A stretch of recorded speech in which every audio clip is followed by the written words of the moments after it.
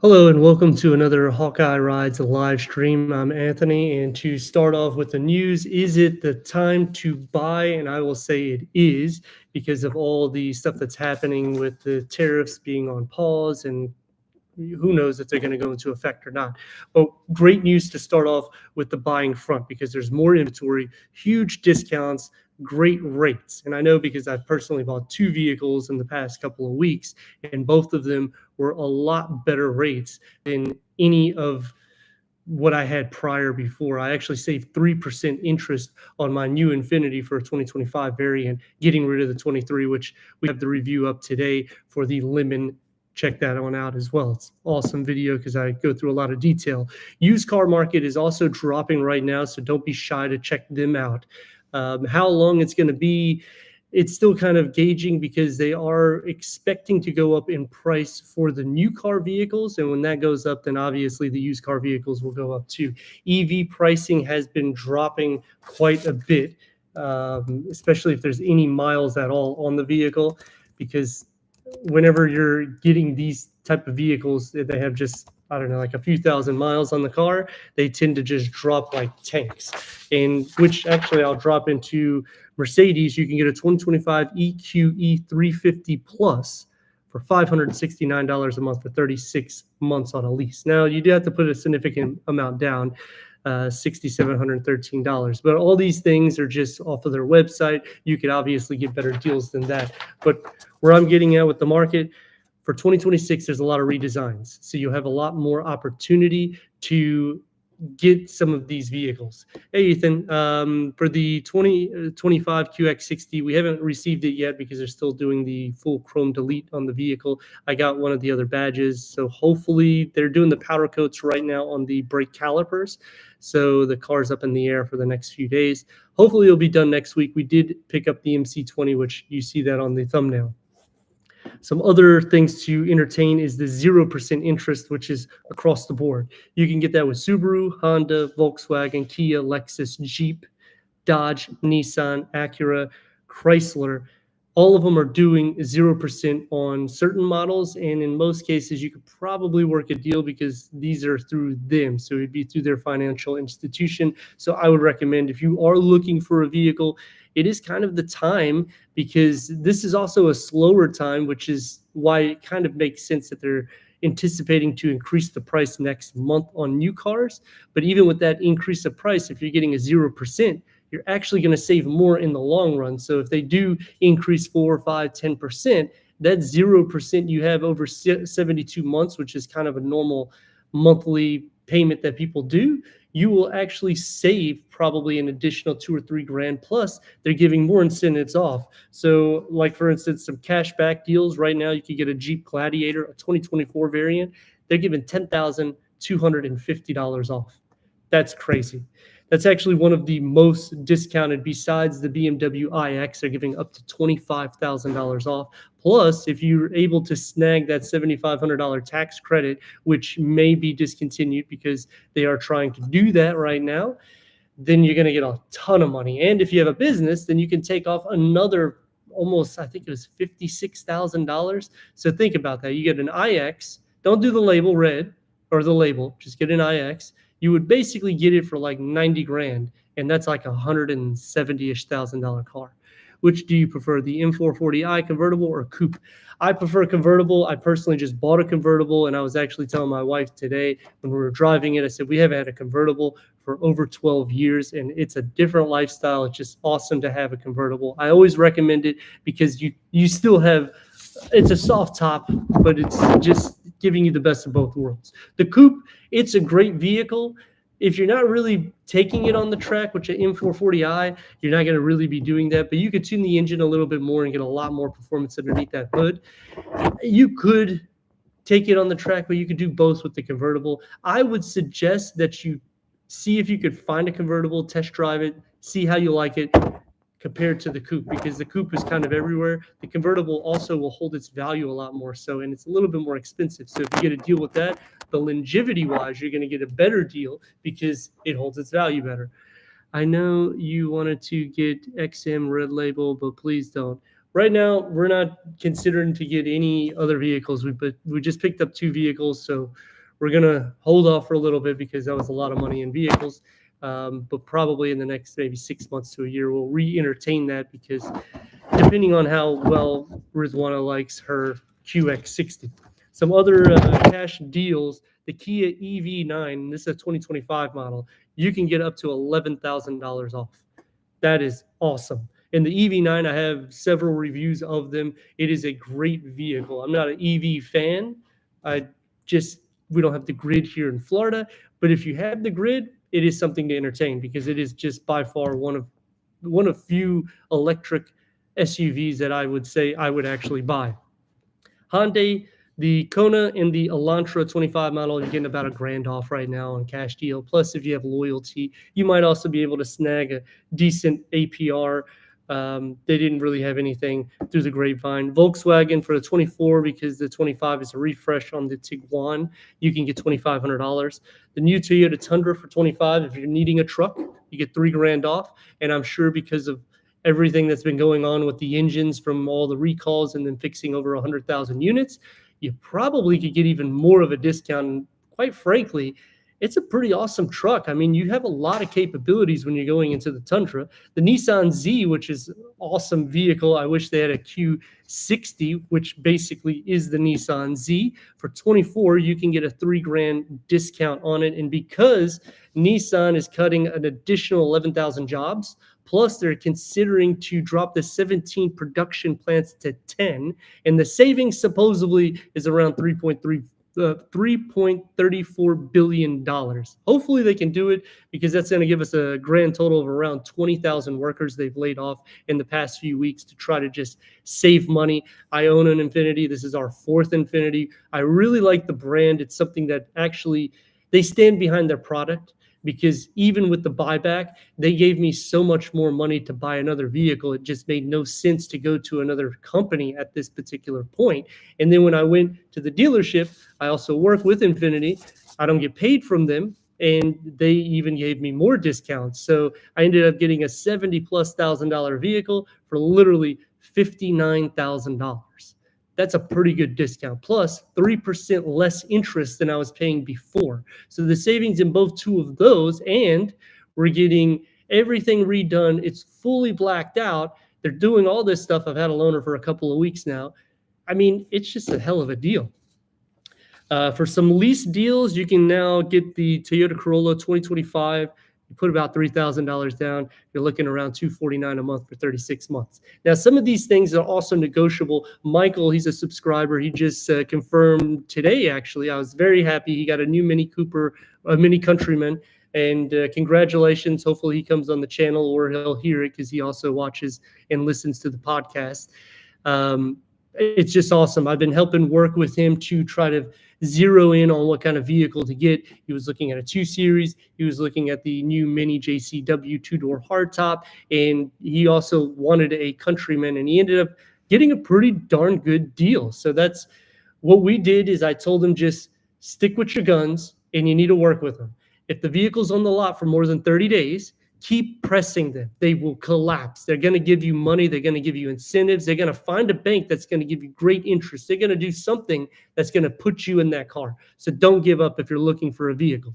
Maserati is shifting all of their production more or less to Modena. So that is awesome news. And the MC20, I actually, because I just bought one, on the sticker, 81% of the vehicle is built in Modena, which is in Italy. The same, I mean, it's awesome that you're getting that quality of a vehicle for a huge discount in price, because they are giving some crazy deals right now with Maserati. Bank of America was actually the financial institution that we worked with, and we are looking to do some financial stuff on the channel too. So if you're looking to do some financing on your new or pre-owned vehicle, we're hopefully getting linked up with the team so that way we can help our viewers and our subscribers get the vehicle of their dream and make an easy process. So then you would already be approved, and you get basically like a letter like this saying, hey, you're approved. And then you go over and you just buy the vehicle because it shows you every single thing right there.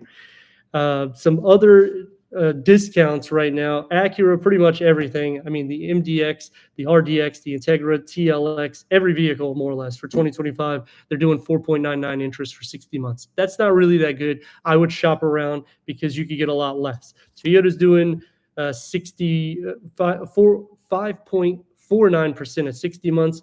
I got 5.4% on mine. So I would shop around anything with a 5 on it, just cross shop between different companies. Mazda's doing pretty decent. They're doing 1.9 at 36 months, but 36 months on a CX-50, you're talking 36 to $48,000. It kind of is going to be an expensive payment because you're only doing it for 3 years. Honda's doing a 2.49 at 36 months, and I had to write this down obviously because there's a lot of numbers. Usually I memorize this stuff, but I said, I'm tired. We had a party yesterday with the vehicle coming in. Maserati dropped off a Maserati for us for the night as well. We had champagne, the whole shebang. It was an awesome day. BMW, they're doing some pretty decent deals. If you're looking at the new X3, you can get $659 for 39 months on a lease, $5,200 down. I would consider looking to buy it at that type of price because anytime you're putting $5,000 or $6,000 down on a car, it's probably going to be better for you to finance the car for 3 to 4 years, and it's going to be cheaper, and you'll have some value to it because you're going to lose value the first 2 years, but the third year is when you start gaining the value back. Plus, you'll still have 1 year warranty. So if you don't go crazy with the miles, you should appreciate a little bit of money, especially with the way the market is twisting. Because right now, like I was saying at the beginning, it is kind of the time to buy, and they have a lot of inventory on the lot, so you have plenty of different choices there. It's literally like a buffet. That being said, when you get these deals, if you hold on to it, the market will correct itself sooner than later. And BMW's already increased the price on their vehicles by 4%, like we said, for the past 2 live streams on the 2 Series and the M2. They're going to do it across all their vehicles. The same thing with Ford and every single company. They've already stated this. But the nice thing is Ford is still doing the employee discount, which is awesome. I was at Ford this week. We did the Raptor. We did an F-150 Lariat. We also did the new Ranger Lariat. Awesome vehicles. They didn't have the Raptor R, and they had some Mustangs, but they didn't have anything that was like so crazy. So that's why I said, we'll just do the Raptor because the Raptor is an amazing vehicle. Mini is doing on the hardtop $355 for 36 months with $2K down. That's not too bad. I mean, $2,000 down, you're not really losing anything. And Audi is actually doing a great thing. If you're going through Audi Financial, 0.99% up to 72 months. I mean, that itself is a deal. Mercedes-Benz is doing for the C300, basically $500 with 5,000-ish down for 36 months. Again, at these prices, you want to probably just finance the vehicle. If you're going to lease a vehicle, I would say the most you should really put is between 3,000 to 5,000. Once it goes to 5-ish or more, don't do it. Go into either another company or think about financing the vehicle because it's just not going to make sense. Plus, you're going to pay a little bit more money when it comes to your insurance because you're leasing the vehicle. Now, on the flip side to it, you don't have to do anything like gap coverage, but still. Nice to see you, James. Thank you for tuning in. And so to go to some of the events that we had a little car party yesterday, and it literally was like a Maserati car show. So it was really cool. And the way it flowed was literally like a car show as well, meaning 10, 15, 20-ish people, they would come and go. It almost felt like we were working, but it was awesome to, see all the encounters with the neighbors, with some friends, with colleagues that we work with and things of that nature. We had a pretty good turnout to the event. And then today we took it for a couple of spins. Definitely a great vehicle to buy. I recommend Maserati, not because I own it, but because of what you're getting as a total value. I know a lot of people are concerned with services and tires and things of that nature, but anytime you get into an exotic or a supercar, you're going to spend a little bit more money in service and tires. So it is something to take into consideration because when people think about BMW, Mercedes, and Audi, it's the same thing. Anything that is performance driven, it's basically going towards the way of like an F1 vehicle. So if you're taking an F1 vehicle and daily driving it, expect to pay a little bit more money service. Now, the only secret, or I wouldn't say secret, the only sweet spot to this, I would say, is BMW, because BMW will be the least expensive for servicing it. But if you have problems with the engine or transmission, you're going to pay a significant amount. Because if you have an M4 competition, the engine goes bad, $60,000. And I've seen two of them working with BMW. I don't work like they pay me or something. They do pay me on the side corporate, but I get to see some of the insight, and I do see these things. And in some cases, they can void your warranty by the way you drive, because they got a box that records everything. And when it's being recorded, you have to be careful, because one of the vehicles that was in there, the M4, that was the engine that was out, he literally paid cash $60,000. Now, the other one was warranty. So that is something that I'm a little bit disappointed with, because like when I bought this MC20 Cello, I asked them, I said, listen, I'm planning on going on the track, this and that. Should I do break-in? And they said specifically, this is Maserati. There is no break-in period for an MC20 Cello. You can race it at any time. We recommend that you do around 500 miles before you do Corsa, but it's nothing that's going to affect the vehicle, because every Maserati gets raced around the track before it comes to the United States, and they do at least 30 miles. That's why every single Maserati has at least right around 30 miles. If it has 60 miles, it means it failed the test. They had to retest it. So when you're putting this stuff into aspect, now you can understand when people are like, oh, break-in period, this. Yes, some vehicles do have break-in periods.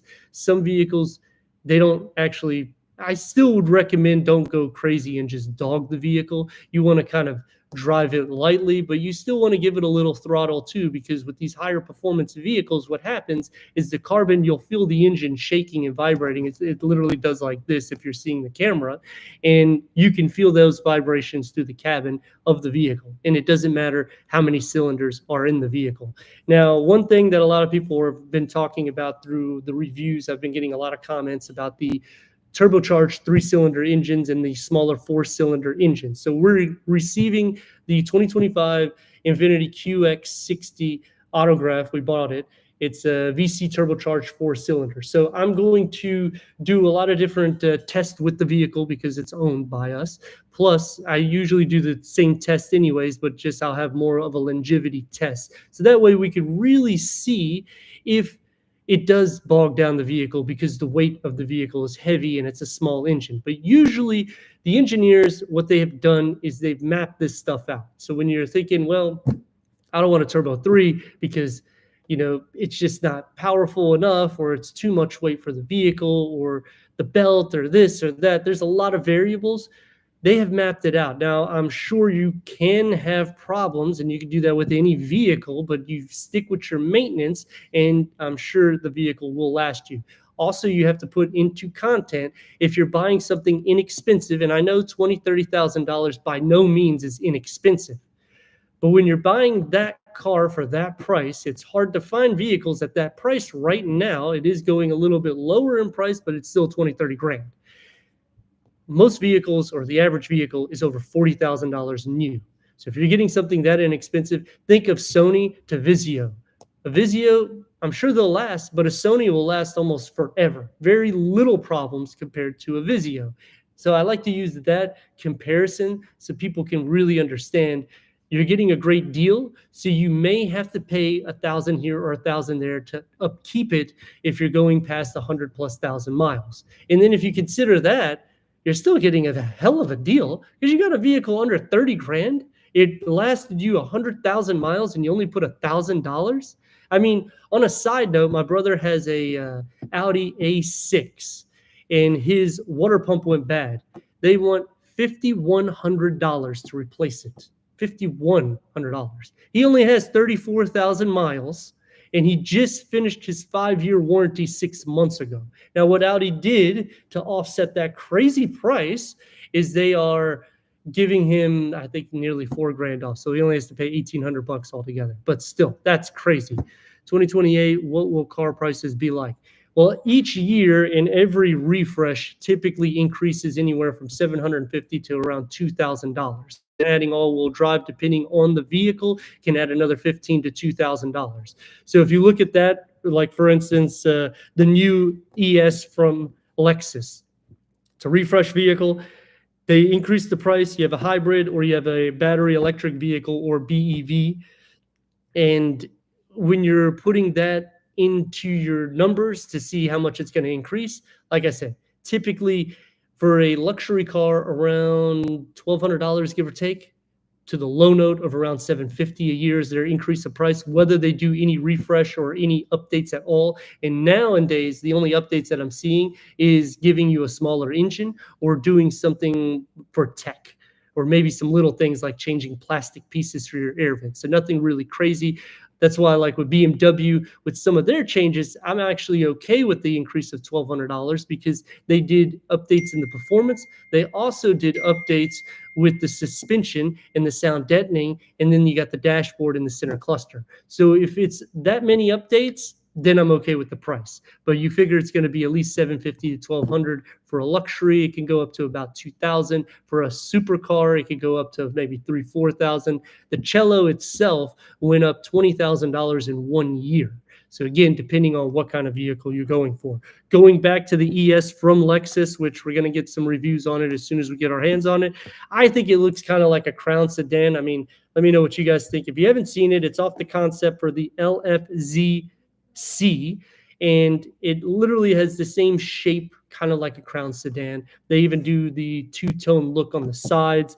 They got a new rear L signature tail lamp, and it's a larger vehicle. That's another thing that's happening with all these new and updated vehicles. They're getting longer. This one by far is the longest, 6.5 inches longer than the prior gen. I don't know. I get it. It's going to be a ton of leg space, but I like the ES, the 25 variant. We have a ton of reviews on them, and 24s and so forth. You guys can check them out to the channel. It's a great vehicle. You can get a hybrid. You can get the V6 variant. They don't really do anything crazy. They do get the F Sport package, and you can do the F Sport handling package, which gives you some suspension upgrades. But I've done all of them, in which, yeah, I mean, if you're wanting a little bit better on the cornering, you could do the F Sport handling package, but I would really only consider it if it's a deal. The design package works just as well because the suspension, it's butter smooth. It's a Lexus. And then the other big update, it's a 14-inch touchscreen. Now, a funny side note to this is I watched a TikTok video. A guy had an F-150. I guess he went to Walmart or some grocery store, whatever, not grocery store, some supermarket, and he bought a 24-inch TV. The funny thing is, he put that TV inside his console and he said, I just updated my screen. What the hell is going on? They just keep making these screens bigger and bigger, but I just found it so funny because I was like, 24. He was like, I had to get this 24-inch screen. This is such a great upgrade. And I'm like, it's literally what they're doing. They just keep putting bigger screens.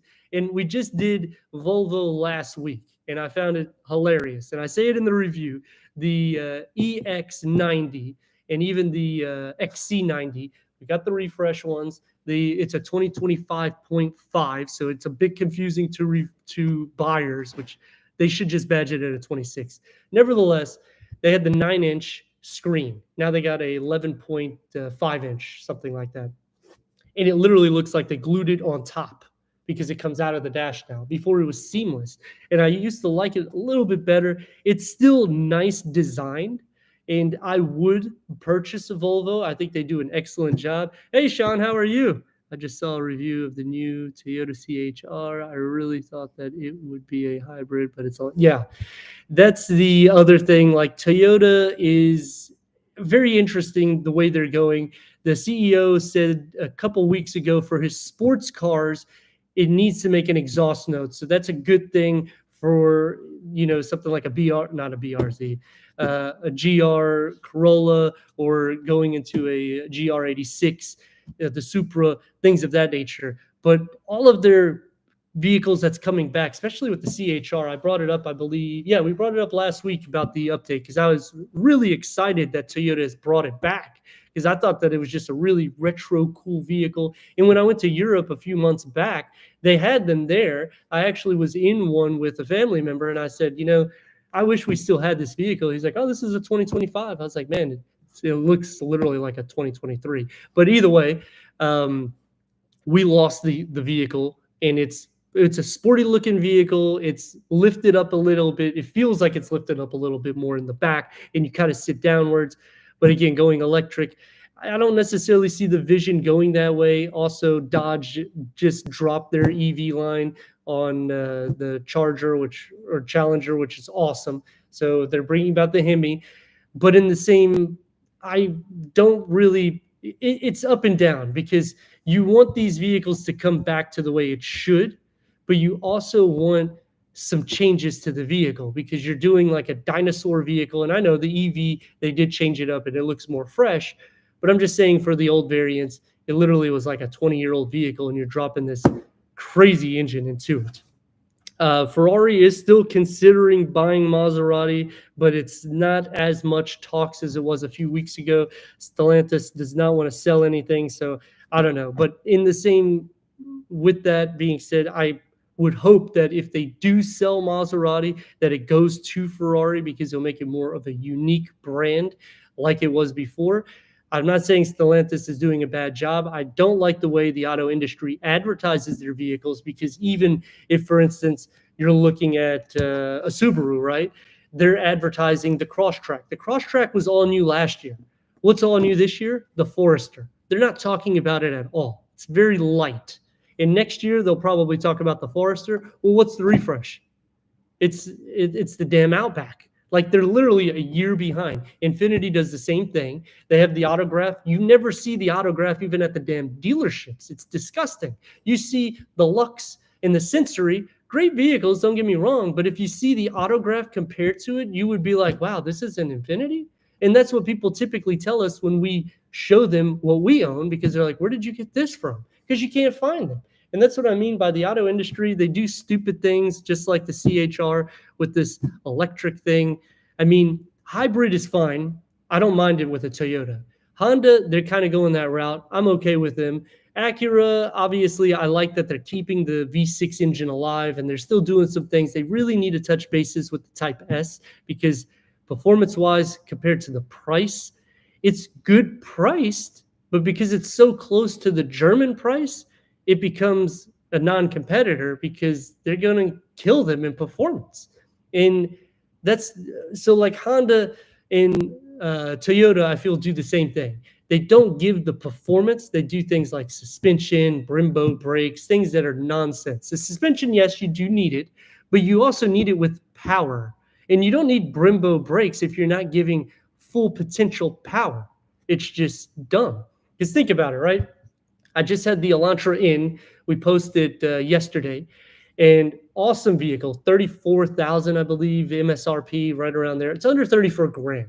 And what you're getting is a manual, or you can option the 8-speed dual clutch automatic transmission, which if you do that, you got to pay, I think it's $2,000. I would do the manual. The heel to toe on that is a little bit more hardcore opposed to like a Toyota.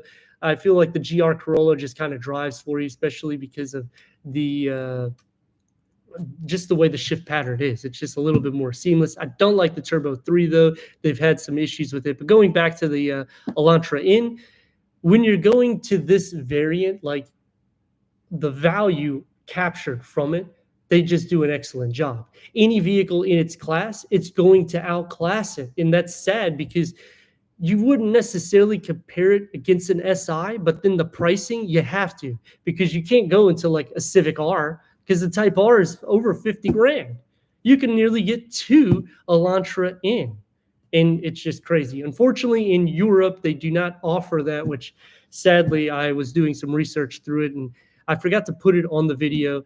It's only on a few countries that receive that vehicle. But in the same category, if you go over to Europe, they have a ton of vehicles that we don't receive here, which also sucks.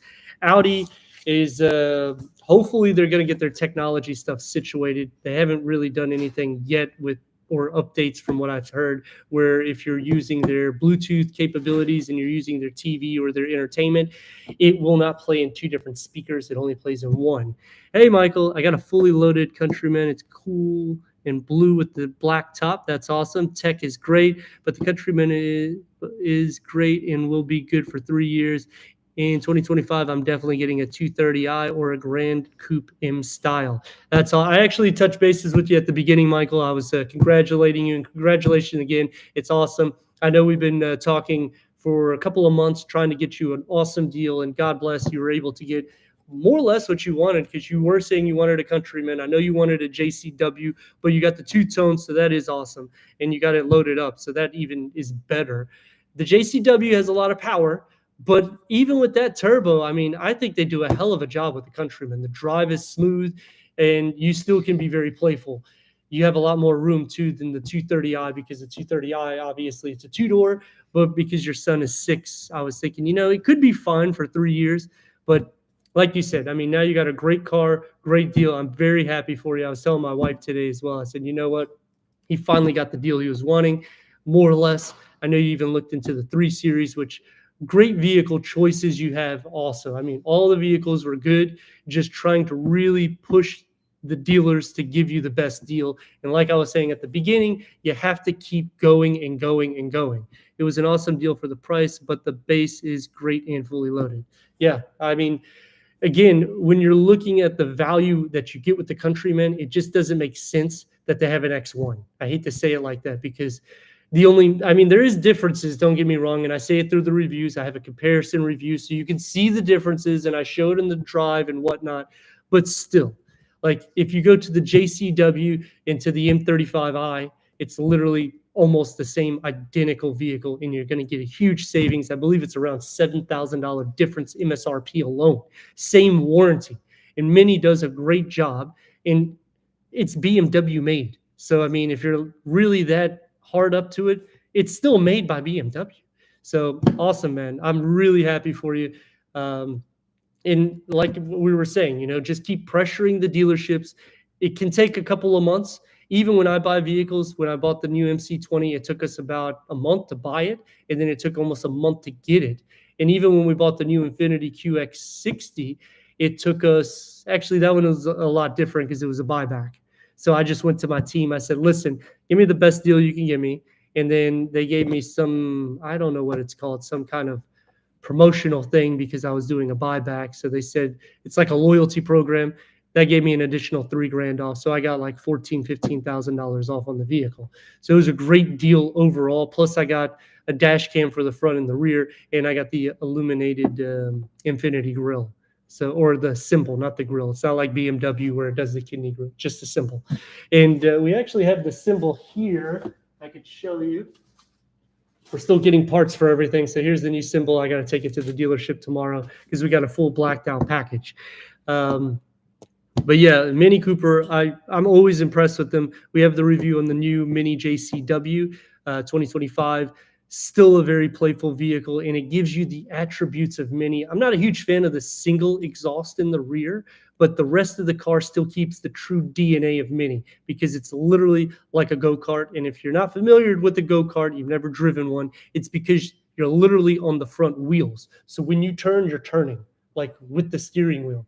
So it's just a fun vehicle all the time. I think they did an excellent job with that. Some other auto news we were going to touch bases on is with the refreshes coming for 2026. So be careful which vehicle you're going after. I do state it on every single review if it's a refresh vehicle or an all-new variant. If there's only a few things that are updated, then by all means buy the 25. Don't wait for a 26. But you want to be kind of cautious on some variants, because if you buy, for instance, the 2025 ES from Lexus, you're going to get a huge discount, but you want to get even bigger than that. Meaning, if they're giving you like a few $1,000s off, try to add another 2,000 or 3,000, because it's going to depreciate a little bit more so because it's all new for 2026. Now, the only way to offset these depreciating things is if you get something that's going to have a little bit more power in the vehicle. Like if you get the F Sport handling package, the F Sport design. Well, actually, that comes in so the design goes with the handling package. But if you get the V6 variant, it could hold its value a little bit more. I hope we don't go all electric in the future. Gas cars 2028. Oh, that was another thing I was going to touch bases on before we go into the electric thing.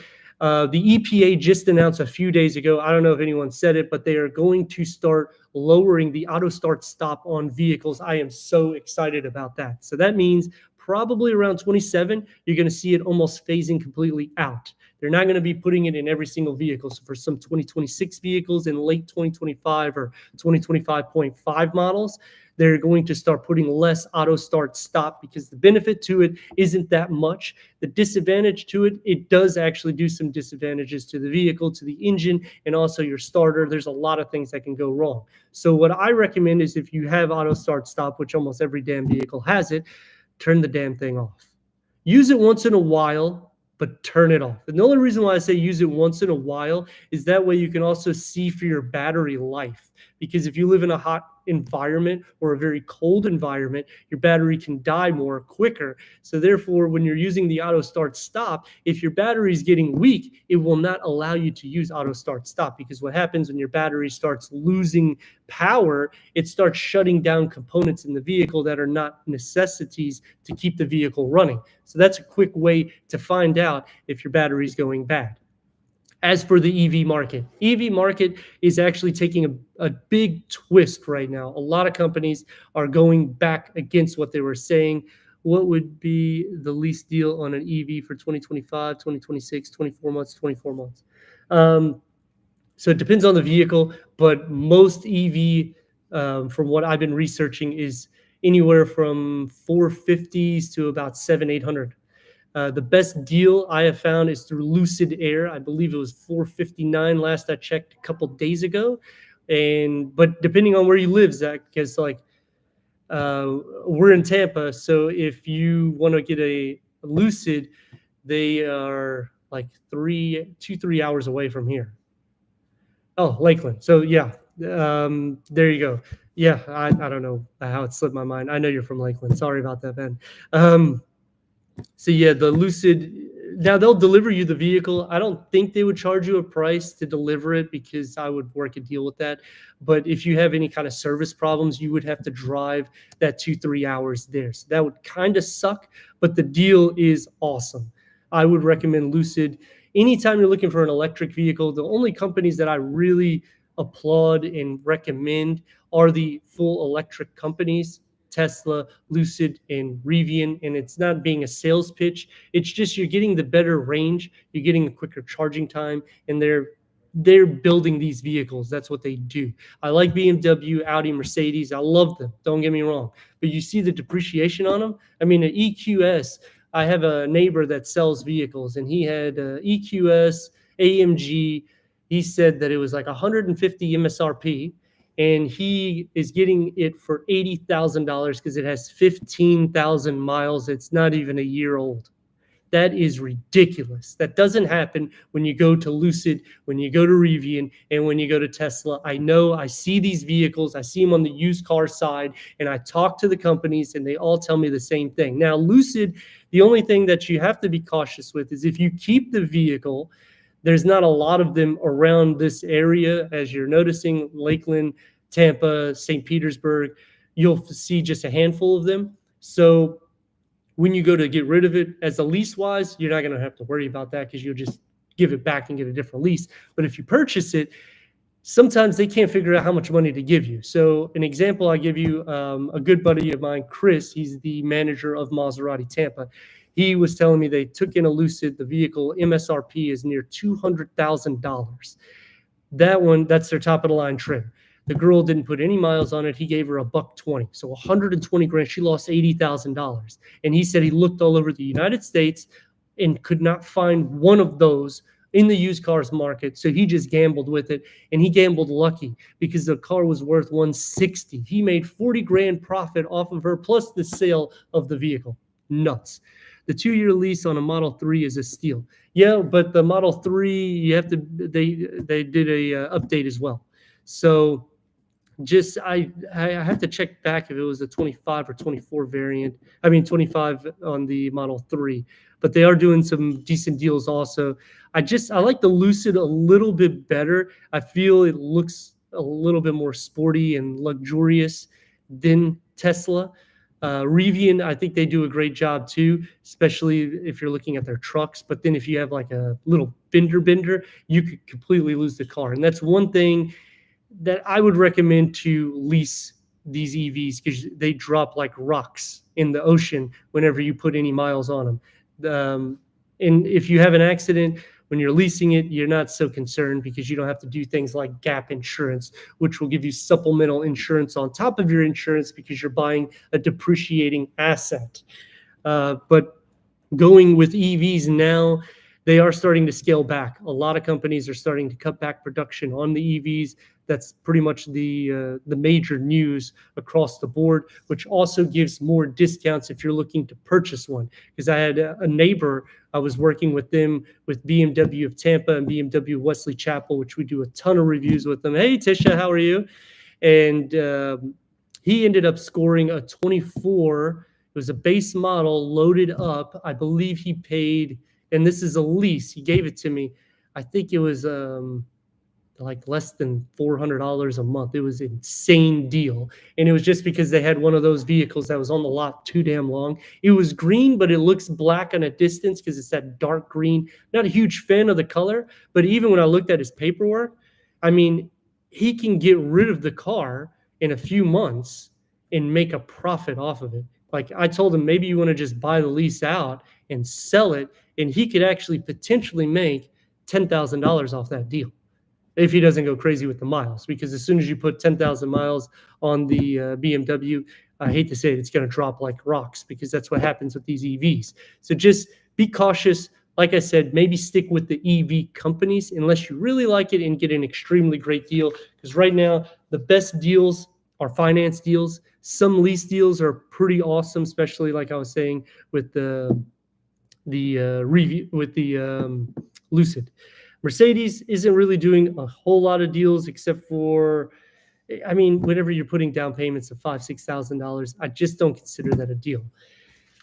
And as for the used car market, I'm happy to say that it's still decent priced, which that helps everybody whenever you're looking for your next purchase, because maybe you don't want to buy a brand new vehicle because of the depreciation.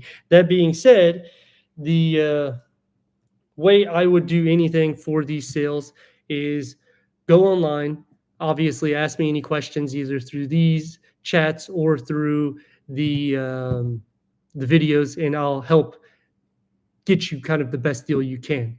Yes, they'll be closing 17 factories. What I got on the notes is they're going to be closing at least 10 of them to start off with. So Nissan, we touched bases at the beginning where they added another 11,000 cuts in jobs. Plus, I mean, they're already around 20,000 workers they've lost. Total savings supposedly is about $3.34 billion. I hope that they do it. I just feel like their advertisement is complete crap. They have great vehicles. They're not showcasing them. And I feel like that's really the bigger problem Nissan's doing. And even they're giving you services for 2-3 years, depending on what company you go, Nissan or Infinity. Losing the deal with Honda, I don't necessarily think it was a bad thing. I think that Nissan just really needs to regroup and actually change some things, because Nissan tends to keep things forever. Like, for instance, the Frontier. It literally was a dinosaur. That vehicle wasn't changed for nearly 20 years. I mean, when you have in the Armada, we just got a refresh to the car. These vehicles needed to be updated years ago.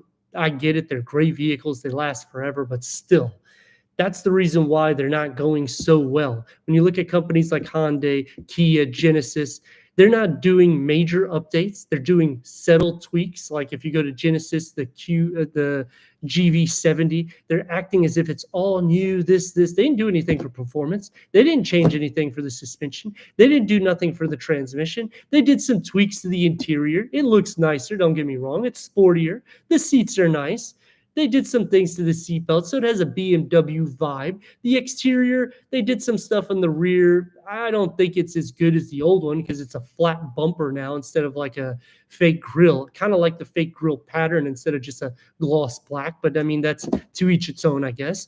The front, they did some updates to the grille, but it's not as significant enough that you could tell. But the fact that they're doing these updates is why people go to them. Nissan isn't going that route. They just keep doing carryover, carryover, carryover. That's why if you looked, I don't post so many of the Nissan reviews because the dang car is like 5 years old. They're not really reviewing them or redoing anything. And when you're doing a review on a car that's literally 5, 6 years old and it's badged at a 25, I mean, come on, guys. Like, why did you even increase the price? That's what's the problem with Nissan. You have to change little tweaks. BMW does it, but BMW goes a little bit step further. Mini does it. They do some things as well. I mean, Mercedes has been doing it, especially with the whole configuration with the C-Class, giving us the CLS in between the C and the E class. That's a brilliant idea. You literally transformed two cars and made a new car in between them, giving specs off of both of them in between, and it's only a coupe or a convertible. What a freaking genius idea. It's almost like Porsche with the Macan. Every company is trying to do the same thing with the Macan with their vehicles. Like Maserati did it with the Grecale. Hello, they did this how many years ago? You're late at the ball game. You can't come with this type of vehicle now and expect sales to be like a Porsche. Porsche took the market first where everybody else stood back. They did something similar with the Cayenne. They do it similar with the Q5, with the Q7 and the Q8. I mean, again, you have to keep moving. That's the way the auto industry is supposed to be. When you're stagnant, you're going to lose. And it sucks because I am a huge fan of Nissan. I like Infiniti. They actually do performance, not so much anymore because they don't do the Red Sport 400, which again, why are you doing that? You're taking away the essence. I mean, the Q50 and the Q60, Red Sport 400, you could get them under 60 grand brand new in 2024. They did have some for 2025, even though it was discontinued. And twin turbo V6 400 freaking horsepower. What vehicle can you get for under $60,000 with that much power? Nothing. Nothing at all. Go to Mercedes. It's not going to happen. Go to BMW, Audi. Go to Acura. Nothing. Because they don't go to that level. It literally went to that level. The only car company, Genesis. Genesis is doing an amazing price with their vehicles. But then the G70, they're thinking about dropping that vehicle. So it's like everything that is so unique is leaving the market because they're saying, well, there's not really buyers for it. I mean, I don't see them on the lot to sell them. I haven't seen a G70 on a lot for like 5 months. How the hell are you going to sell the car and it's not even there to buy it? But we had an excellent time with this live stream. We're going to wrap it up for this week. Check out the membership and always check out our live streams. I know we changed it from Saturday to Sunday because of the party. We're going to have some reviews on the new MC20 cello that we purchased. It's probably going to be a few weeks on that. And we'll also have a review on the new QX60 autograph that we purchased as soon as we get it. Hopefully it'll be done next week. And we'll probably have the review. Check out the My Lemon review today and also the inline review that we did yesterday. Awesome vehicles. Just something that goes that extra step. Thank you guys for coming out. Thank you, Sean, Tisha, Zach. Thank you, Michael, James, and everybody that always shows up. And congratulations again, Michael. I hope you really enjoy your Mini, and I look forward to seeing you guys next week on Saturday. Have an excellent night and a great week.